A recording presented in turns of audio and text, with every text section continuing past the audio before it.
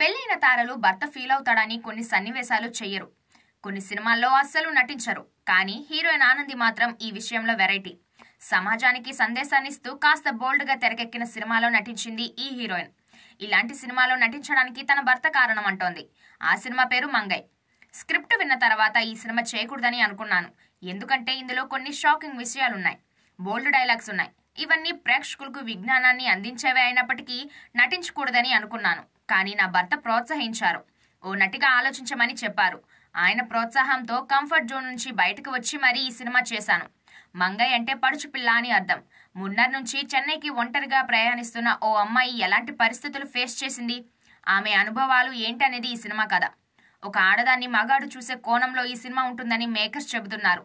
సినిమాకు సంబంధించి first look తోనే స్టోరీ ఏంటనేది చాలా మందికి అర్థమైంది. ఓ అందమైన అమ్మాయి పెదవులు, ముక్కు, ఇతర శరీర భాగాల్ని మగాళ్ళు ఫోటో తీస్తున్నట్టుగా ఫస్ట్ లుక్ రిలీజ్ చేశారు. రెగ్యులర్ హీరోయిన్ పాత్రలు కాకుండా మంచి పాత్రలు పోషించే ఆనంది ఈ సినిమా తనకు మంచి గుర్తింపు తెచ్చిపెడుతుందని భావిస్తోంది. తెలుగులో ఆమె జాంబిరెడ్డి, ఇట్లు మారేడుమల్లి ప్రజానీకం, శ్రీదేవి సోడా సెంటర్ లాంటి సినిమాల్లో నటించింది.